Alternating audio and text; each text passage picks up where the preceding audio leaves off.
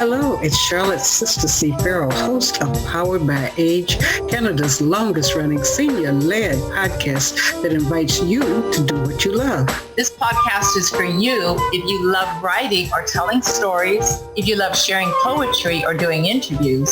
This podcast is for you if you love working on ways to create age-friendly cities. This podcast is for you if you love learning how to tame technology and get more out of virtual events, if you love finding more ways to share your heritage or traditions. If you love any of these things, you can go beyond listening and join our weekly podcast group. Simply email pbaafc@gmail.com and put your name in the subject line. Powered by Age is sponsored by the Government of Canada, New Horizons Grant, the 411 Senior Center Society, and G&F Financial Group. Good afternoon and welcome to Powered by Age. It's Thursday, January 13th, and you are going to be joining us for kindness and gratitude focus today. We're going to be listening to poems that have been written. We're going to be sharing some ideas on what we might do as acts of kindness in this era of pandemic disappearing, distancing, confusion. And we are welcoming those who may not be here at our planning session, but listening and sending the email. You can send still ideas on what you'd like to start now as an ongoing act of service for someone who is shut in or someone in your community who could really use an act of kindness. And I want to gratefully acknowledge that our podcast and work takes place on the unceded homelands of the Musqueam, Squamish, and Tsleil-Waututh people. Today, we're going to start with some poetry related to kindness or related to gratitude. We're going to be hearing Dr. Martin Luther King's famous speech, not as famous as the dream speech, but the drum major instinct, which is related really to serving and being kind to others, and hearing what people's opinions or thoughts are on that speech. Without further ado, I'm going to let those who are co-presenting today introduce themselves. Yeah, my name is Lesley, and I live in New Westminster, BC, and I write poetry and short stories, flash fiction, and travel memoirs. I'm currently writing a memoir of a trip I took to Japan a few years ago, which I'm hoping to publish as a book. Hi, my name is Neall Ryon, and this is my book, From the Other Side. And there's some poetry for you, freebie poetry at fromtheotherside.ca. I have put up a few of my poems so that if you like it, you can come and buy my book.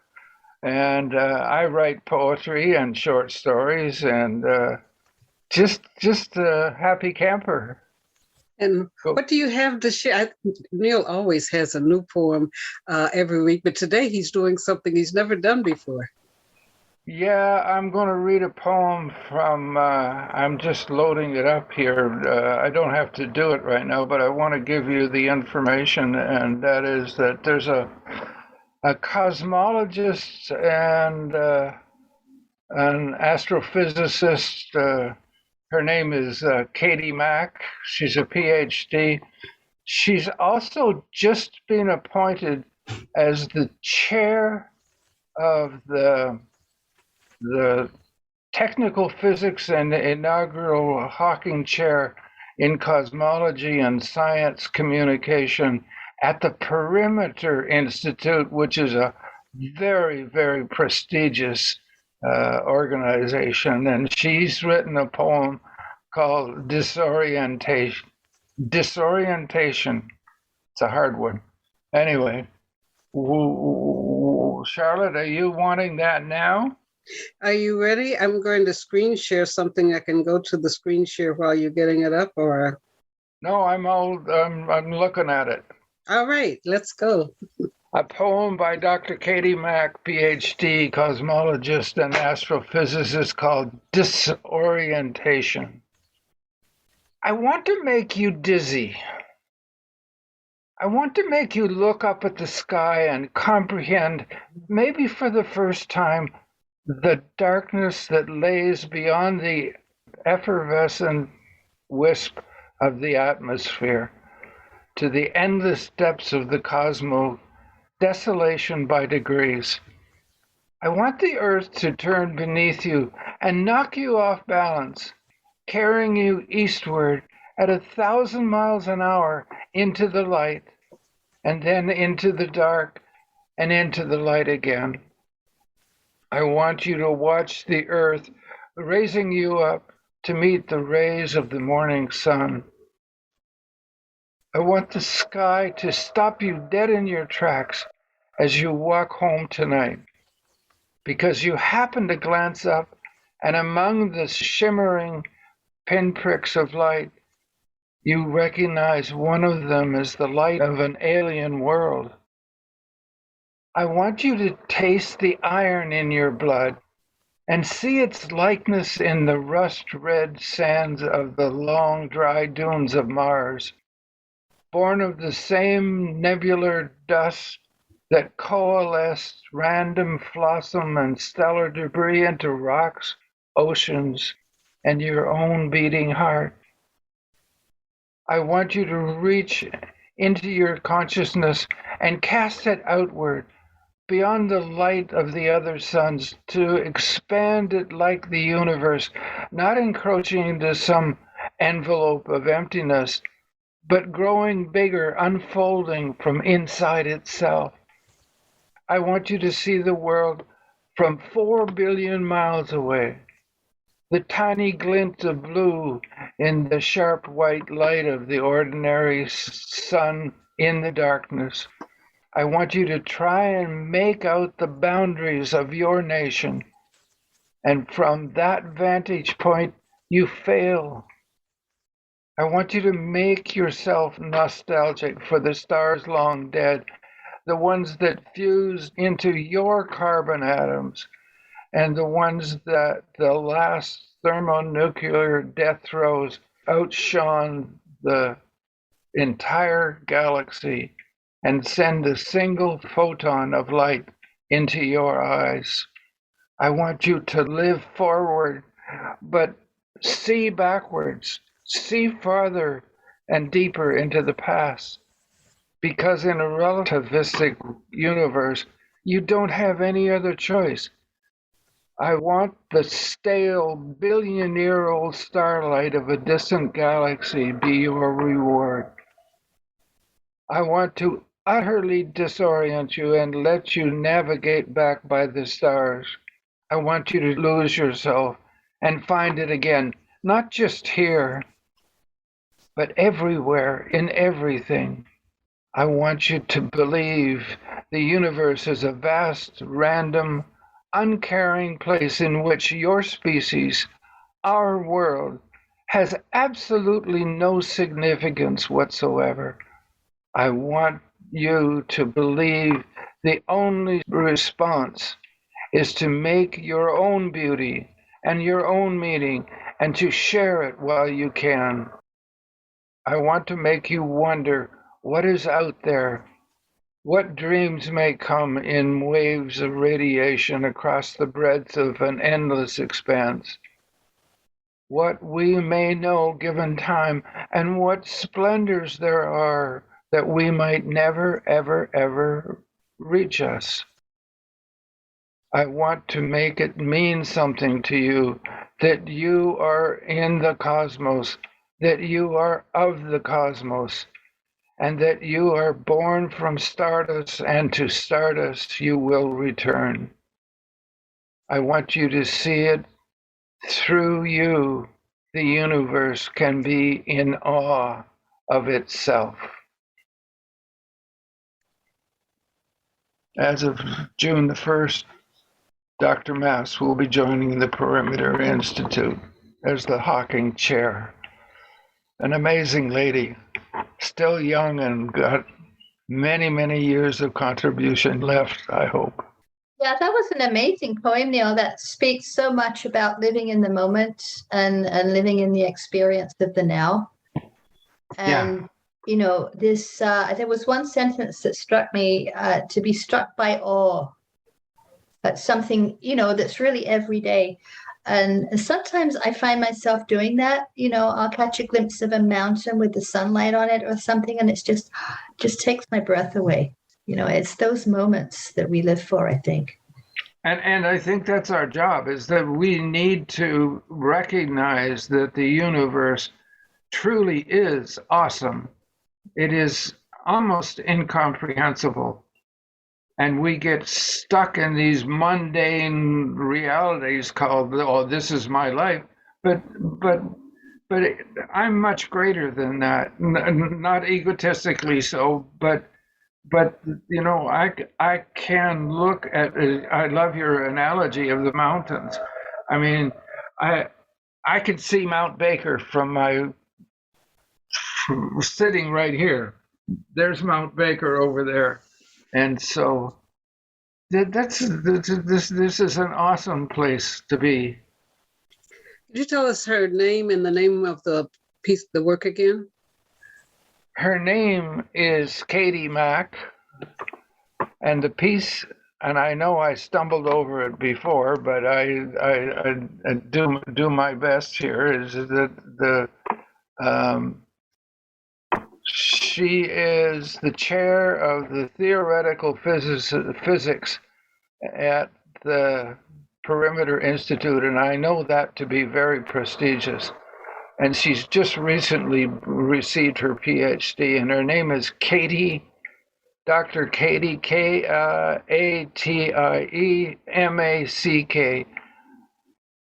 a PhD in cosmology and astrophysics. And did the poem have a name, or is it an essay? No, the poem is Disorientation. Disorientation. And she puts it right out front. I want to make you dizzy. A way that I saw that particularly related to kindness, when she said, you look deep inside and live forward and see backward. And if you have that kind of perspective, you'll see things that you can do along the way to make the world beautiful, expose other people. Because if you're loving yourself, then it's easier to share love with other people. Absolutely. And in fact, it's the only job we have to do in this lifetime, is to learn to love ourselves unconditionally. Yes. Lesley, did you have a particular poem? I've got a selection of 3. They're all very short, but maybe I'll just go through them one at a time. The first one is about optimism, about hoping that things can get better. It's called Hope. Forget yesterday, the misdirections and mistakes, the barbs and the bitterness. Pay the piper and be on your way. There is a glimmer on the eastern horizon, a shimmer, a glow of light. The dew forms tears on every blade of grass, tears waiting for the light, yearning to be kissed by the sun, promising to fracture the brightness into a million tiny rainbows. And I think if we have that hope, we can go forward and feel that we can be kind, I think. I have 2 that I think I can relate more to kindness. The first one is about kindness to nature. And it's based on an interaction I had in my backyard with a raccoon. I hear a rustle in the garden. There you are, so close I could reach out and touch you. An American bandit hiding under the elderberry, magic tree of ancient Europe, watching with deep, dark eyes, pools of sadness, survival, wisdom. I throw you a tomato. You sniff in disdain of handouts. Calmly I speak. You have nothing to fear as we share this space, this garden. You are welcome. We coexist. And shortly after that, the little bandit followed me into the kitchen. And then I had to yell at him to get out of the house. And the last one is about kindness to ourselves, about loving our inner child. Okay, this one's called Inner Child. I find you on the roof, sleeping on a bench. It is dawn, and you are blue. Your hair frostbitten from surviving the night without warmth or love. You are light as I lift you in my arms, a feather child cradled in my arms as I carry you towards the fire.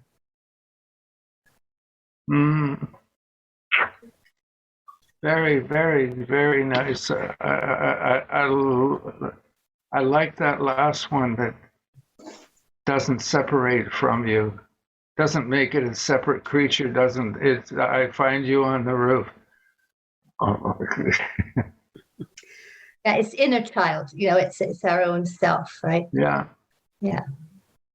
Again, so many of the thoughts and things that have been written about kindness are around taking time to feel yourself, taking time to know where you are, walking in nature and observing, the planets, and thinking about the blood. And how often do we think about the analogy between our blood and the red dust on Mars or the planets?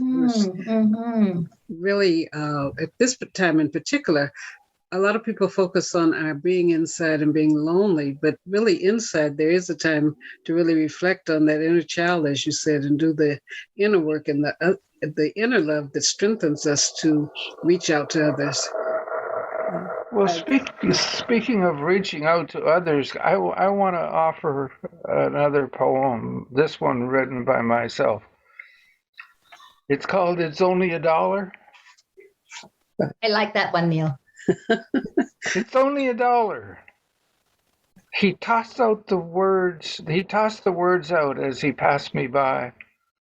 It took a millisecond to cross the space between us, as if he had thrown them at me. He tossed the words out, draped in disdain, as if he was throwing something away, along with the words, "It's only $1."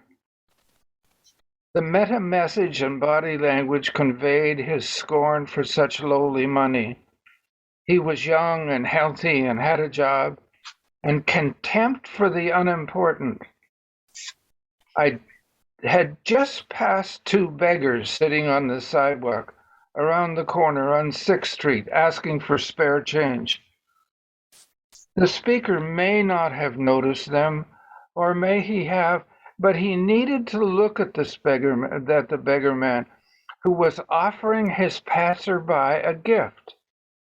The opportunity to feel compassion, not by giving him or her money, but the opportunity to recognize the humanity in the beggar man.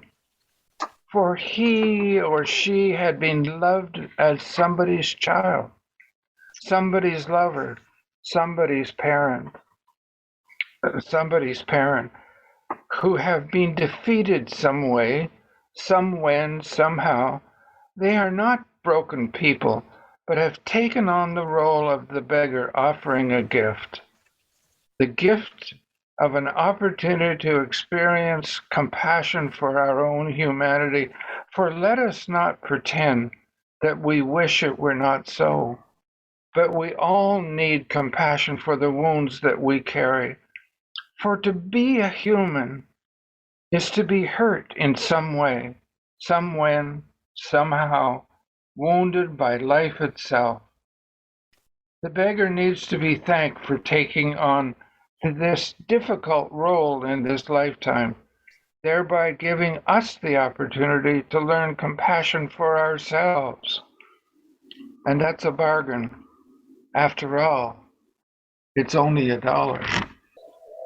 It gives such a different insight into looking at that opportunity for compassion rather than having disdain or rushing by, but that for just $1, for just the change, what you have, that you are getting this opportunity to have compassion, not only for that person, but for yourself. Lesley, you were saying something. Yeah, I've heard you read that poem many, many times, and it gets me every time. Yeah. That is actually an honor to give.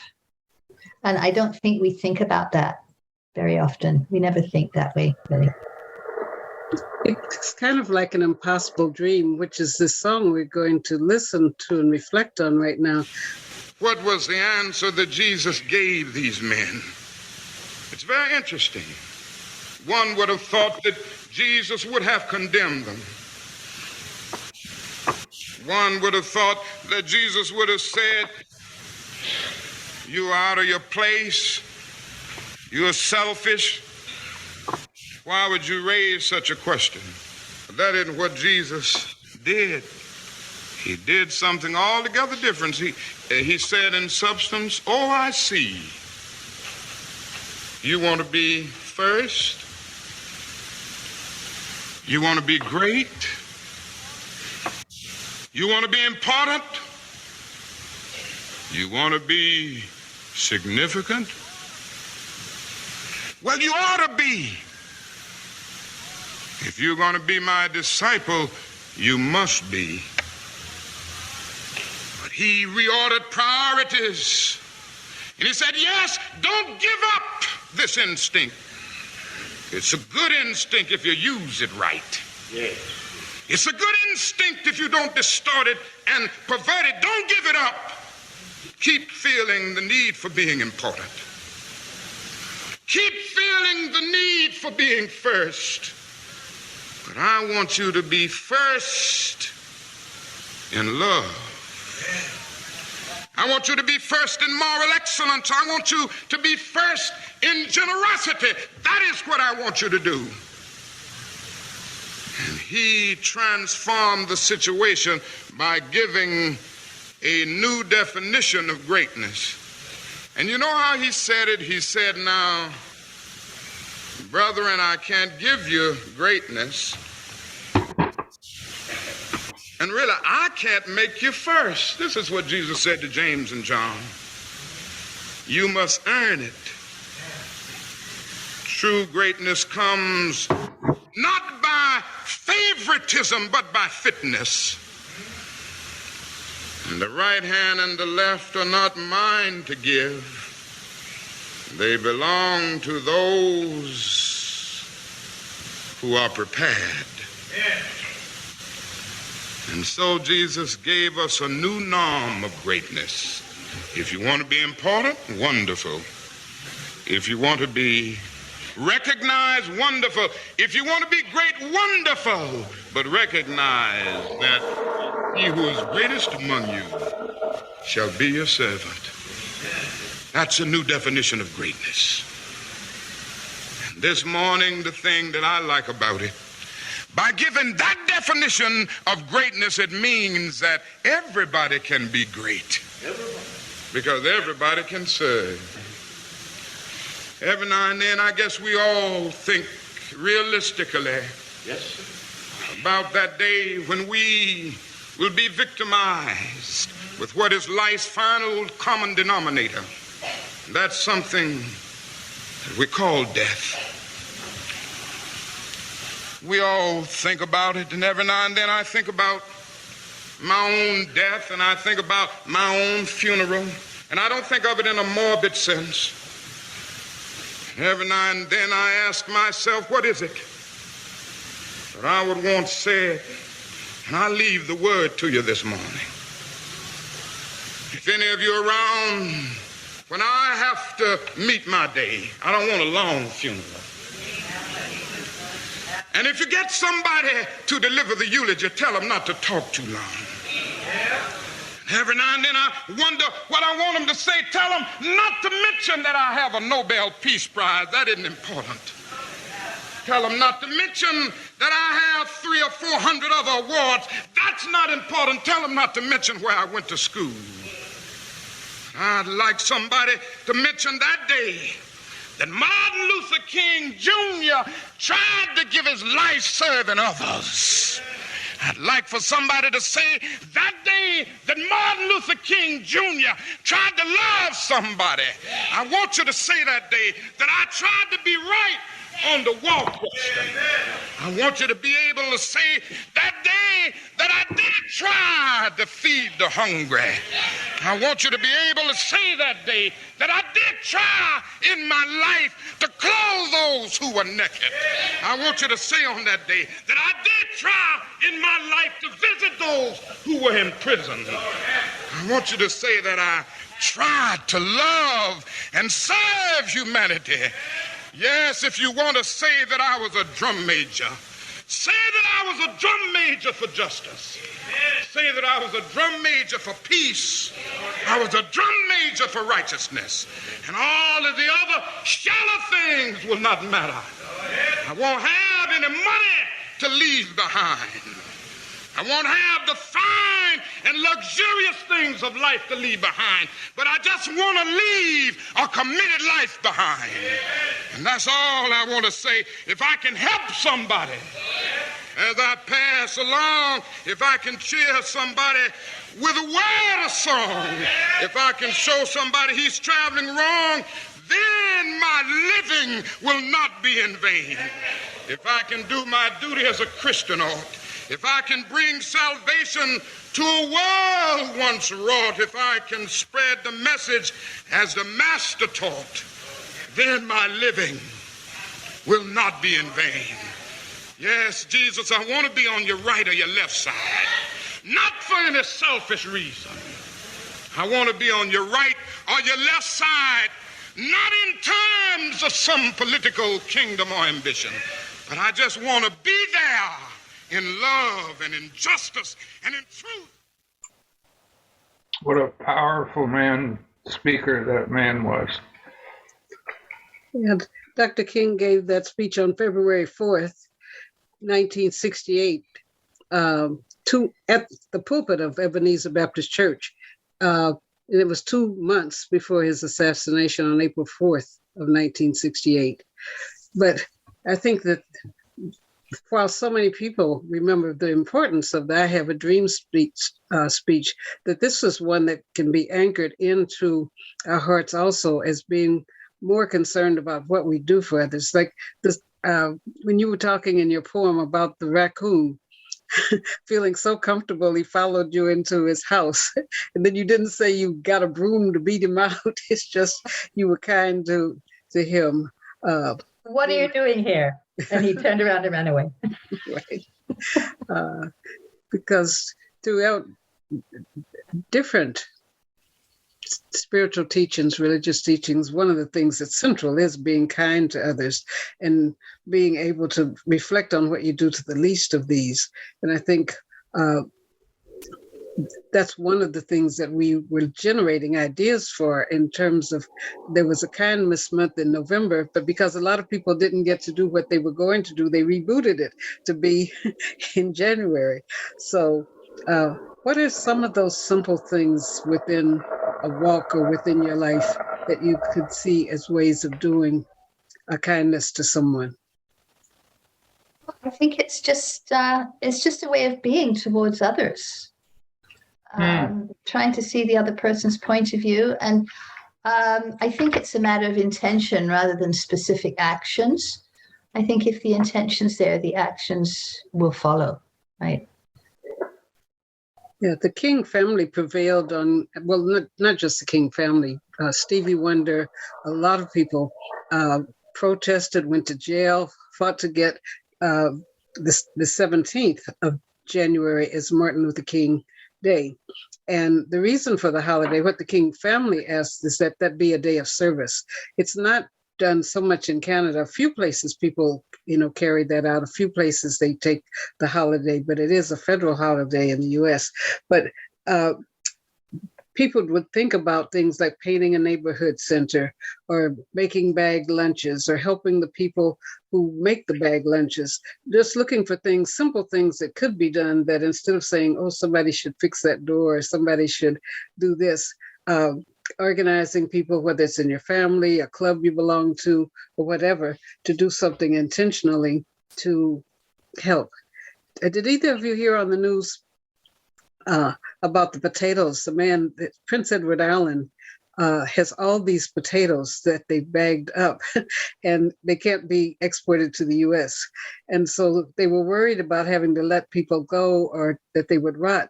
And somebody heard it on the news and bought 50,000 pounds of them and had them shipped to Montreal, where the food banks were running low on food. And so they were saying, the food bank people saying, this is a miracle because we really didn't have enough for the extended increased number of people who are coming to the food bank.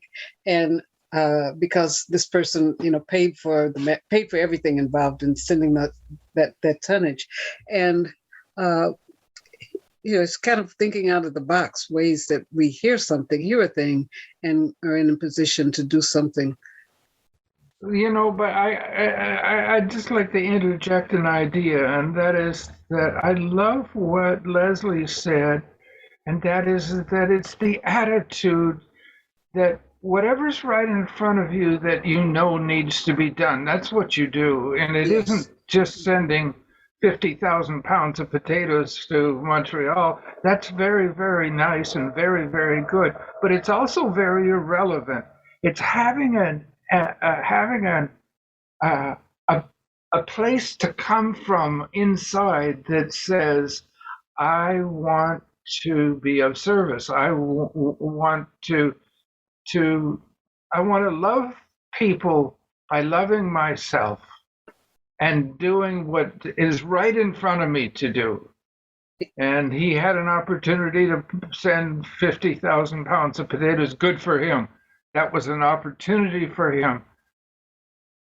But it's having the attitude, not the action, because out of the attitude comes the action. I love what you were suggesting, Lesley. It's that I want to come from that place every day, every day, every day. Right, which is kind of, Dr. King's perspective as well, as whatever you do, being able to be of service. You focused a lot of attention on organizing people, but before organizing people, he was working with children, working with people, helping people not to feel afraid, and helping people to appreciate the culture, appreciate even the art, the rightness of things. And if you recognize the rightness for yourself, and you say, it's not the numbers of people that came down to the South, that came to Kansas City, came to other places to stand in line, putting themselves at risk. They had looked at just this simple act of saying that's not right. There are a lot of people who can't get on a bus or wouldn't travel, but wrote a letter. Sometimes the thing that's right in front of us is making a phone call or just giving a smile, because, down many areas, every city has got people that are sleeping on the streets, and there are people that come and bring tents, and then there are people that just give a smile rather than looking away. I heard my grandson said something about keeping a pocket full of change. And to people, a nickel isn't much, but if you have a pocket full of nickels or a pocket full of change, how appreciative it is when you put it into someone's can rather than just walking by because you don't have, just walking by and looking at them in disdain. That thing of looking within ourselves to give hope or to give love. He emphasized the word love a lot. So from self-love, that ability to give love through a smile, a handshake, or just saying, what can I do? Some people have more that they can do financially than others, but the attitude, the willingness to look inside and say, I have the ability to love someone else. I feel good enough, or I feel empowered enough within my life to make life better for something, whether it's an animal, a person, or a situation. Initially, I was, when you do screen share, sometimes the things you want to share first, I was going to play The Impossible Dream, because when some of those characteristics that Neall was reading about Dr. Katie's work, some of those things seem impossible to people. They just say, oh, it's impossible. I've got too much. And so this song, maybe this time I will be able to screen share it first, is a beautiful anchoring of that impossible dream. You can talk among yourselves. Yes, talk among yourselves while I bring it back up Into my Well, while she's finding it, I have a quick little poem.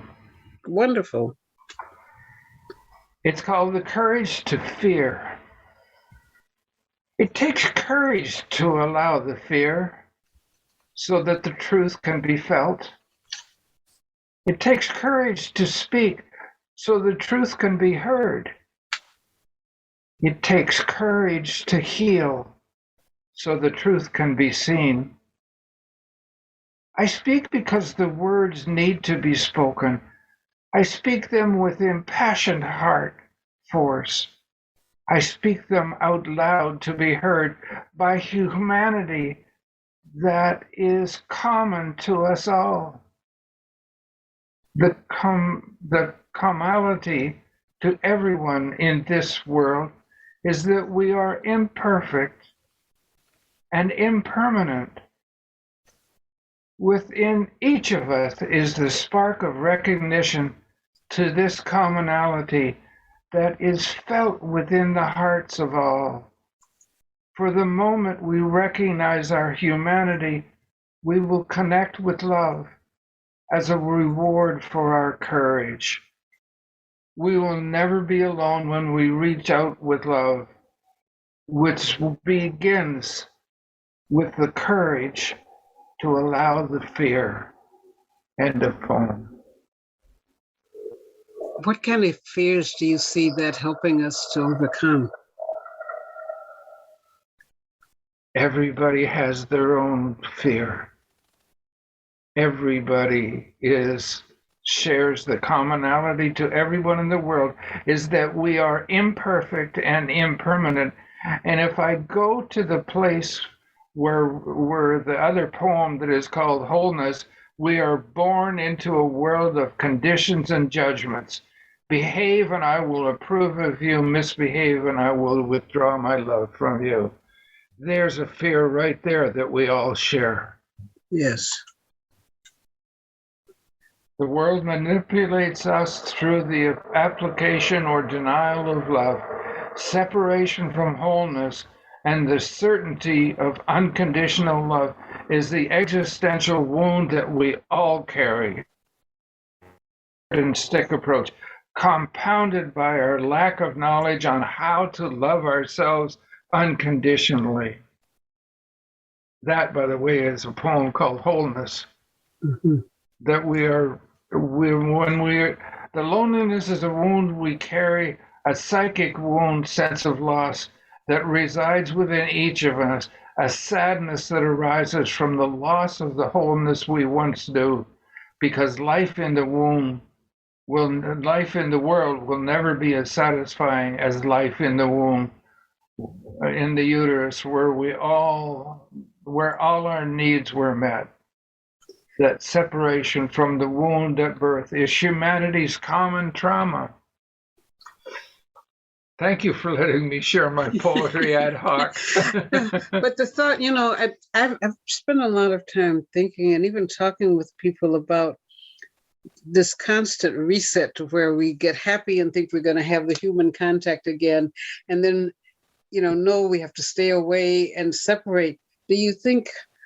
What kinds of things do you think we can do to heal that wound of repeated separation, a repeated notion? Other people, human beings are dangerous. Other human beings might make you sick.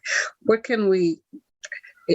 Is it partly? I think partly writers, poets, singers provide part of the way because it's a human thing that's connecting. But what else do you think will help us with that trauma of this long repeated separation? Well, to know that eventually it's going to end. Yeah.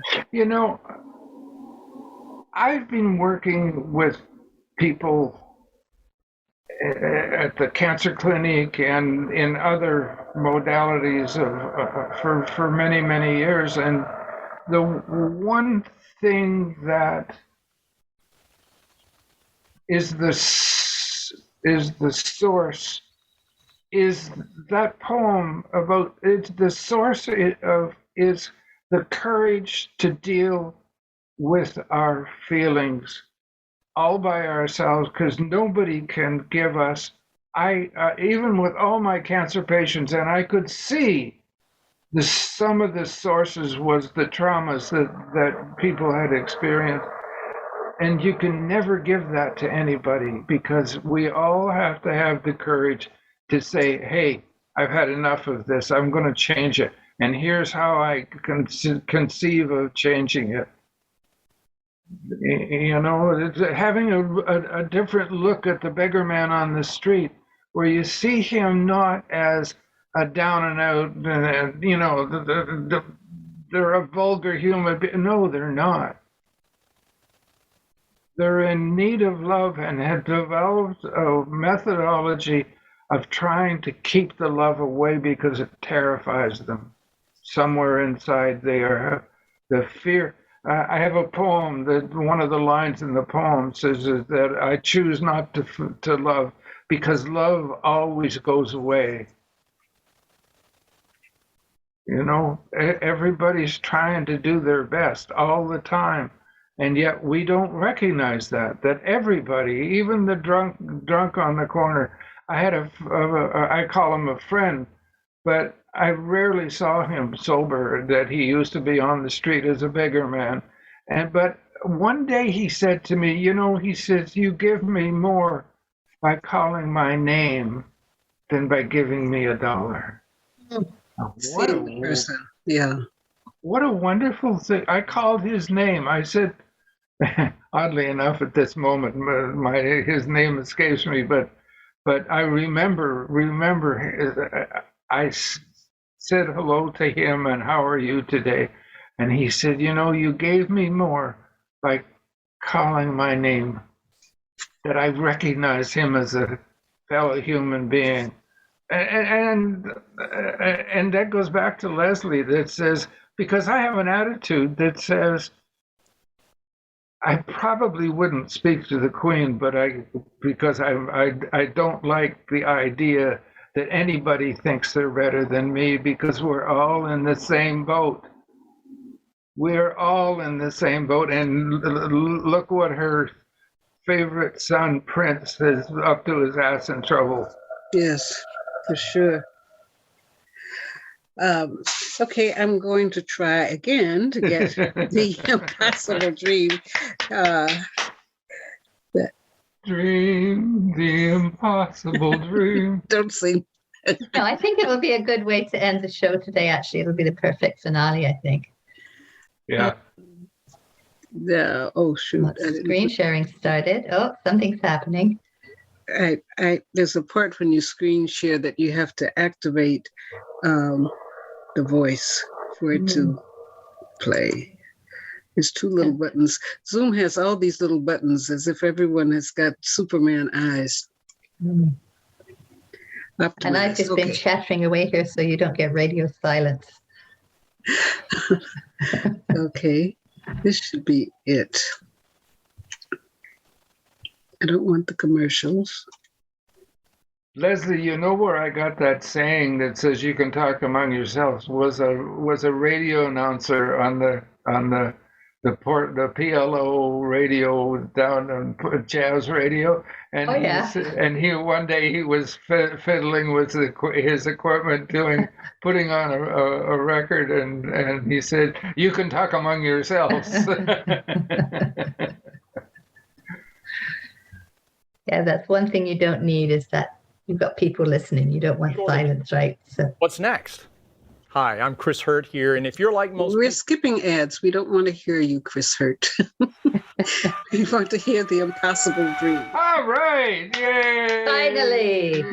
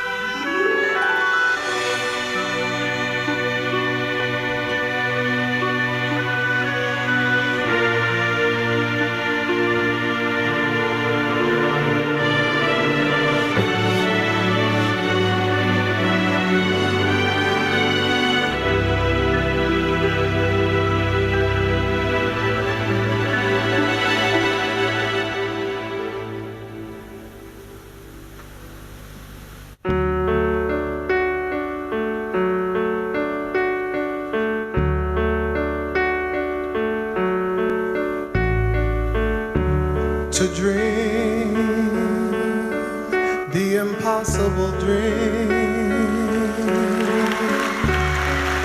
to find the unbeatable foe, to bear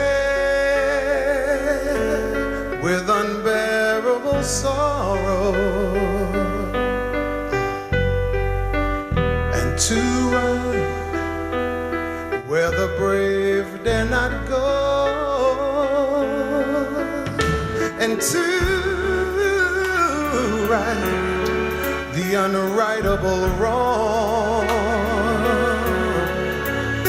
and to love pure and chaste from afar, to try when your arms are too weary to reach the unreachable star. This is my quest to follow that star. Ooh, no matter how hopeless, no matter how far, to fight for the right without question or pause, to be willing to march into hell for that heavenly cause. And I know if I'll only be true to this glorious quest, that my heart will lie peaceful and calm when I'm laid to my rest,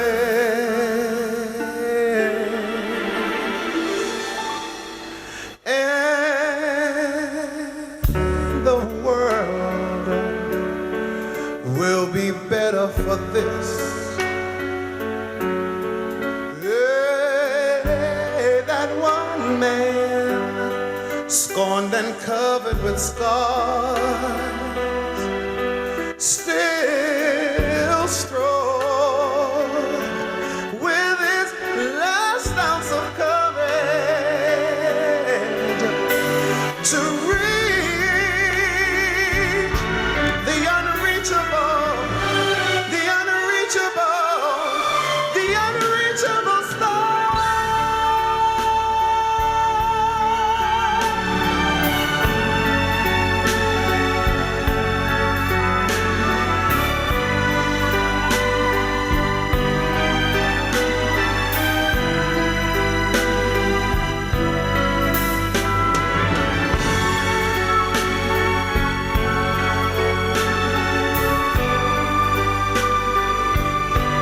Yeah, and I'll always dream the impossible dream. Yes, and I'll reach the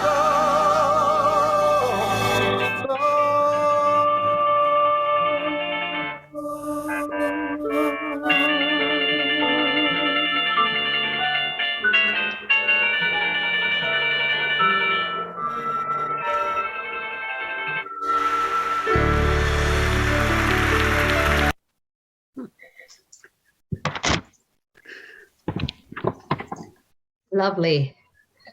Yeah, that there's a line in there similar to talking about when I come to the end of life, similar to, Dr. King saying, just say, I tried to love somebody.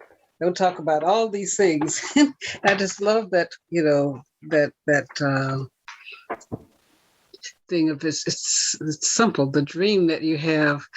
Some people, when you ask them what their dreams are, they want planes, forms, riches and whatnot, but just that simple thing to know that you've loved somebody, that you've loved yourself, that you've done something to help make the world a better place. I haven't played it in a long time, but it was really an excellent feeling playing it to myself, preparing, and then listening to it with you all. Thank you, Charlotte. That was a perfect ending for today. Well, we'll be moving along with our courage to end. Hey, You talking to us or talking on the phone? I'm on Zoom for another minute and a half, so I call you right back. No more than 5 minutes. Neal sharing himself. We want to remind you that there is an opportunity to participate in Powered by Age. You can contact me at pbaafc@gmail.com, Charlotte Farrell. Some have sent ideas in of things you'd like to see us do and hear, so we'll be working that into our schedule as we end out this month and go into the next month. This is the 13th of January. The 15th is Martin Luther King's actual birth date. And so I would just want to pay tribute and thankfulness to not only him, but all of the ways that he taught people to organize and to work together and to work for that arc of justice, the arc that pulls justice to the right. And in these crazy times, the things that you two have shared within poems, the need to go within, to not be afraid of those days when we're alone, but to look at that as an opportunity to look at ourselves, look inside and see all the beautiful things that are in there, and that we're never really alone because Spirit of the universe is with us. So thank you, Neal, for the poems and the insights. Thank you, Lesley, and we'll see you again next week on Powered by Age. Thank you, bye. Thank you, Charlotte. Thank you, Neal. See you next week. Lesley, thank you. I was so happy you were there today. You're so good. Oh, and you too, Neal.